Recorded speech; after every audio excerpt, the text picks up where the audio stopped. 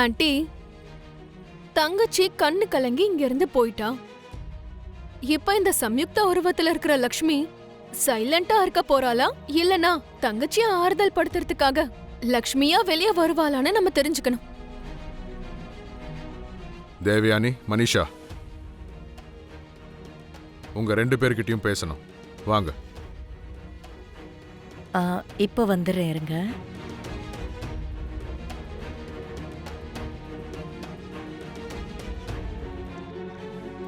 சொல்லுங்க மாமா. தேவயானி, உன் பையனோட கல்யாணங்கிறதுனால அவனுக்கு விருப்பம் இல்லைனாலும் அவன் மனசை காயப்படுத்தி நீ இந்த கல்யாணத்தை செஞ்சுக்கிட்டு இருக்க. இந்த விஷயத்துல நானும் உனக்கு தடையா இருக்க விரும்பல.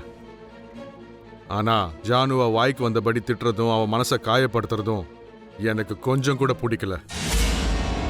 அங்கிள், இப்போ நானும் ஆன்ட்டியும் சொன்ன வார்த்தைகள்ல என்ன தப்பு இருக்கு? மனிஷா, நமக்கு பிடிச்ச விஷயங்களை செய்யறதுல தப்பு இல்லை.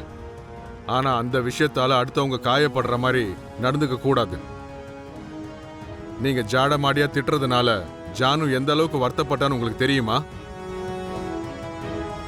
அவ உள்ளுக்குள்ள எவ்வளவு கஷ்டப்பட்டுக்கிட்டு இருக்கான்னு உங்களுக்கு புரியுதா இல்லையா?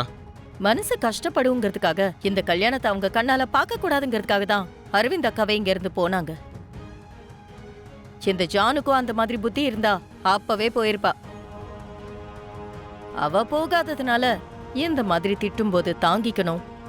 அடுத்தவங்க அவங்க மேல போடுற சுமைய தாங்கிக்கணும். இல்லன்னு வைங்க, இப்படிதான் எல்லாரும் முன்னாடியும் அவமானப்பட்டு நிக்கணும். மனிஷா, போலாம் வா.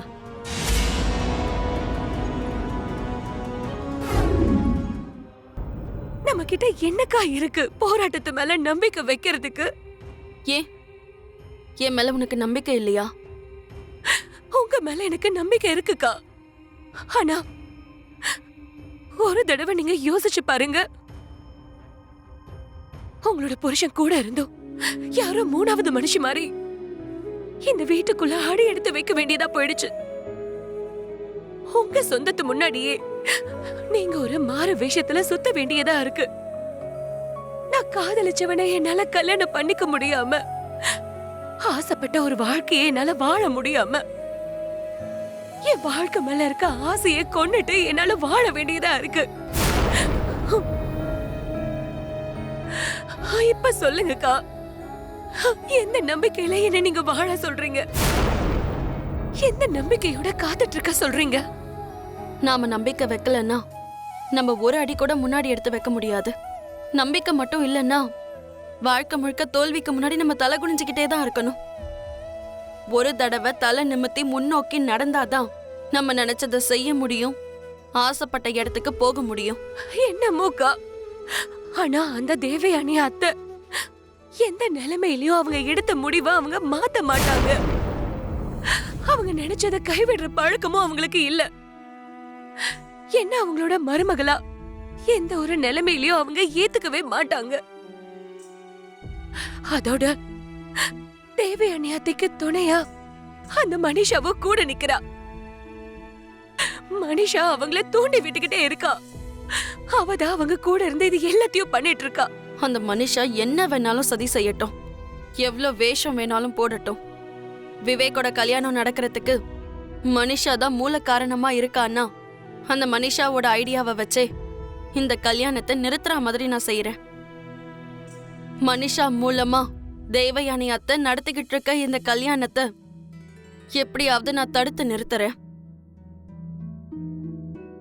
என்ன நம்பு ஜானு, சரியா?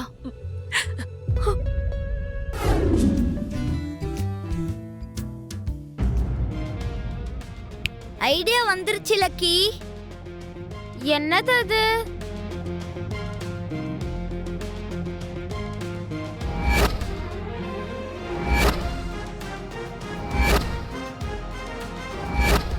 இது கன்ஃபார்மா வொர்க் அவுட் ஆகுமா?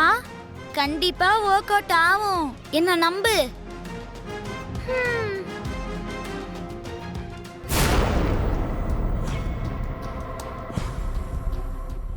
இந்த லக்ஷ்மி எங்க போயிட்டா?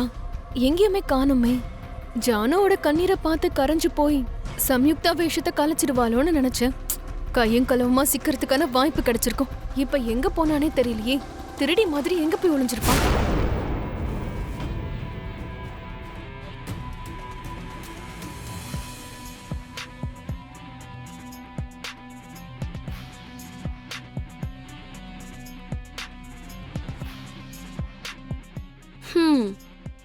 மனிஷா, ஏன் தங்கச்சியவே அழ வைக்கிறியா?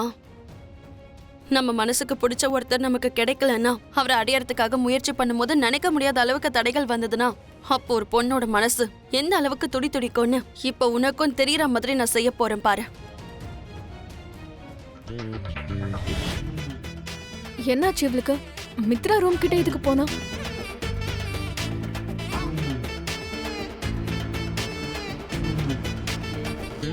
என்ன இவ மித்ராவோட ரூம்குள்ளேயே போயிட்டா? அவ லக்ஷ்மியா போயிருப்பாளா இல்லனா சம்யுக்தாவா போயிருப்பாளா? சிச்சி, அவ லக்ஷ்மி மாதிரி போனாலும் சரி சம்யுக்தா மாதிரி போனாலும் சரி போனது மித்ராவோட ரூம்குள்ள. உள்ள போய் என்னெல்லாம் பண்ணிட்டு இருக்காளோ? ரூம்குள்ள இப்படிதான் வருவாங்களா? அது கிடையாது மித்ரா. சம்யுக்தா ரூம்குள்ள வந்த உடனே அப்படின்னா நீ என்ன நினைக்கிற மனிஷா? மித்ராவோட ரூம்குள்ள நான் வந்தேன்னா என்ன நடக்கும்னு நீ நினைக்கிற? அதாவது எங்க 2 பேருக்குள்ள என்ன நடக்கும்னு நீ எக்ஸ்பெக்ட் பண்ணிருக்க? ஹே, ஏதாவது தப்பா யோசிச்சிட்டியா? என்ன மனிஷா, மனசுல ஏதோ ஒரு தப்பான எண்ணத்தோட தான் நீ கதவை வேகமா தள்ளினியா? ஐயோ அதெல்லாம் ஒண்ணும் இல்ல மித்ரா. டோரை நான் மெதுவா தான் திறந்து பார்த்தேன். அது ஓபன் ஆகல. அதான் கொஞ்சம் வேகமா தள்ளி பார்த்தேன், அவ்வளவுதான். ஓ மனிஷா, டோரை எப்பவுமே நாக் பண்ணிட்டு தான் யாரா இருந்தாலும் உள்ள வரணும். இப்படி வேகமா தள்ளி விட்டு உள்ள எல்லாம் வரக்கூடாது. அண்டர்ஸ்டாண்ட்? நானே இன்னும் கல்யாணம் ஆகாத பொண்ணு. யாருனே தெரியாத ஒரு பையனோட ரூம்குள்ள என்ன பார்த்தாங்கன்னா இந்த உலகம் எப்படி பேசும்? இன்னைக்கு உன்னால தேவையில்லாம என்னோட வாழ்க்கையே தலைக்கையில மாறி போயிருக்கோம் மனிஷா. ரெடியா இருக்கேன்டா இவ்வளவு நேரம்? உனக்காக அந்த பொண்ணு எவ்வளவு நேரமா வெயிட் பண்ணிட்டு இருக்கா? நான் மனுஷனா இல்ல மெஷினா? எதுக்கு எப்பவும் என்ன ஒரு மெஷினை ட்ரீட் பண்ண மாதிரியே ட்ரீட் பண்ணிட்டு இருக்கீங்க?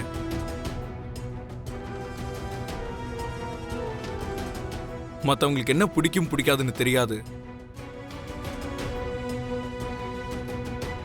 அவங்க எப்படி ஃபீல் பண்றாங்கன்னு கூட நீ கவலைப்பட மாட்ட. இதோ இப்பவும் நான் என்ன நிலைமையில இருக்குன்னு புரிஞ்சுக்காம டைம் ஆயிட்டு இருக்கு, சீக்கிரம் கிளம்புன்னு சொல்ற. வாட் இஸ் திஸ் மாம்? விவேக், சின்ன சின்ன விஷயத்துக்கெல்லாம் இப்படி கோவப்படக்கூடாதுடா.